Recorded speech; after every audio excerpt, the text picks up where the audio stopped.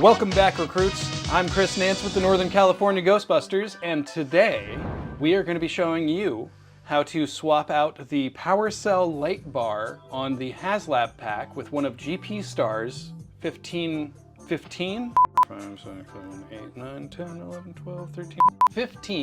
LED screen, more accurate to the 1984 screen used power cells. Big shout out to GPStar. He actually threw this in with Greg's Essentials kit for free. So we're gonna make sure that we get it on camera. And we'll leave a link to that in the description below. And because, as some of you may recall who've been watching for a little while, at one point we actually swapped the power cell lens on Greg's HasLab pack with a green one that he got from Imperial Tech Shop. So we've gone ahead back to Imperial Tech Shop once more and ordered a nice dark blue one that we're going to be swapping back to. Let's get going. So first things first, want to take your frame and motherboard off, and we have shown you how to do that a couple of times now. So if you want to see a step-by-step guide of that process, check the link in the description. But through editing magic here, et voila.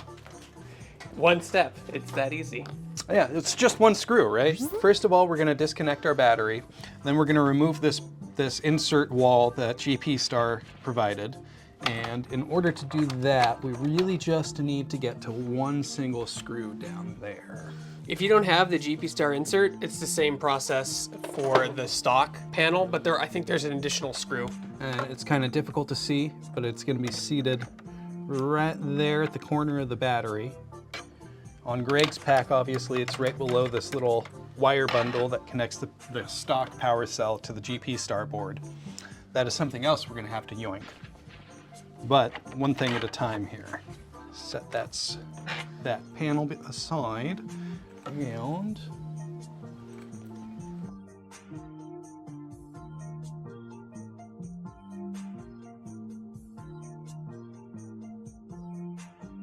there's gonna be two screws holding the injector tubes in from the inside here. One right there and then one deeper in. The last time that we took Greg's pack apart at this point, or to this point, we actually left one of these screws out. It's very difficult. It was very difficult to get to, so we just left it on. But we got a custom small ratchet tool. It's not really custom, but it is a specialty 90-degree angle ratcheting screwdriver, basically. And that just slides straight out like so. It does index in the middle, so you really can't mess up on pulling it off and putting it back on again. And then that gives us access to the power cell box, where we're going to be able to swap out the light lens and the power cell bar itself. Next step, we've got two screws here on the back of the power cell box. Those guys have got to go.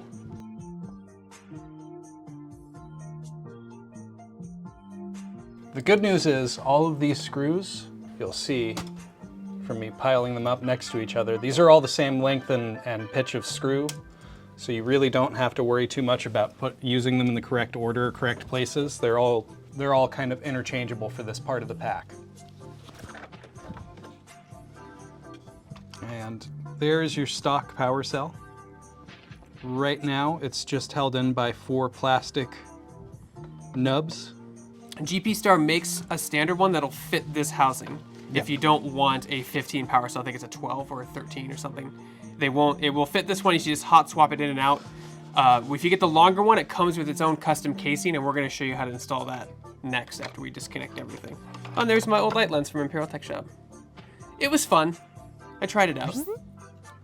Ooh, savor the peelies. The peelies.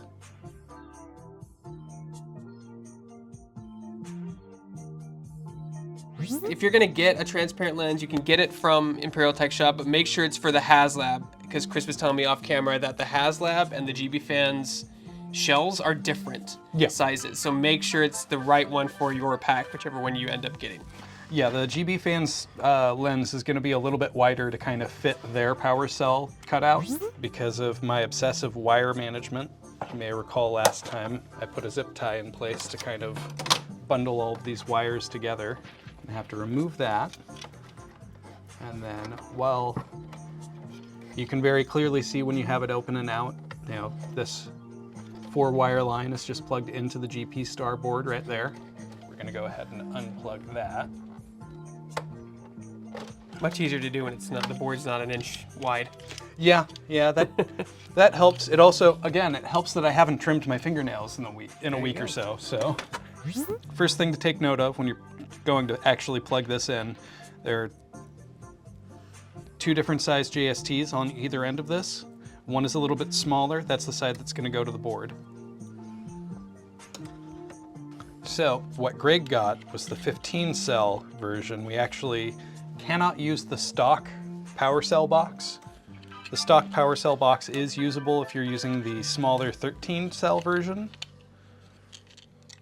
But if you're using the 15-cell, you need to use one of GPStar's custom boxes and just basically feed your wire through the access and then put it in at a tilt and pop it down. You'll see it's still sitting at a slight tilt from the box. Let me turn it there. There we go. Don't push in on the center where you're gonna put the most tension on the board. That's gonna really, that could possibly do some damage. But the real trick here is getting it to mount up to these pegs in the corners. There it is. Yeah. All right. Now you can see it's nice and flush in the box. What you'll notice right away is there's 2, just like the stock box, there's screw holes. And so we're gonna go ahead and use the stock hardware to screw this custom box in through there. But it is made to mount up directly on top of the existing pegs in the HasLab. And on top of that, there is this peg right here that you need to come in under and then seat on top of these 4 pegs to the sides. And to do that is actually pretty easy. There we go, already there. We're gonna take these stock screws and screw it right back into place. And voila. So, new power cell board and box and lens are all mounted into place. They're not going anywhere. Next step is going to be to take the other end of this and we're going to plug it right into the GPStar main board, exactly where the old one was. What's nice with GPStar's setup too is that he's got a much shorter line, so we don't have to loop it all back up like the stock one is. Instead of having this big loop-de-loop thing with a retaining ring, we've got this much shorter, tighter, and then we just got to put it all back together again. Be careful not to pinch no wires. And you can see we're still sitting a little, there it is. That's where we want it to be. And we can refeed our battery wires.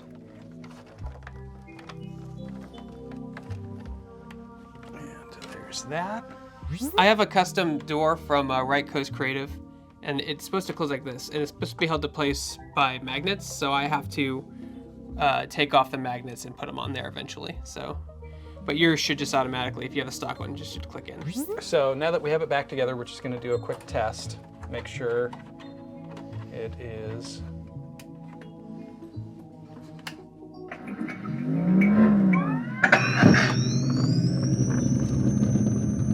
Now we got to go into our EEPROM settings and actually adjust it so that it knows that it has a 15 count LED and probably flip it around so it's going the correct direction. EEPROM LED menu, level 2, power cell inverted. There we go, and then, so that's inverted. 15 power cell LEDs. Saving settings. There we go, we weren't all the way at the top. So let's see if that works. Oh, look, there you go. Everything's animating correctly on the pack. Cyclotron is cycling. Cyclotron is cycling. Power cell is selling. Flux capacitor waxing. That is how you go ahead and install a new 15-cell LED and the replacement light lens. If you want either one of these products, we'll have a link in the description below on the video. Once again, big thanks to GPStar for sending us this extra board so we can show you all how to do this. I'm Chris Nance with the Northern California Ghostbusters, and we'll see you next time, recruits. Valentine's Day.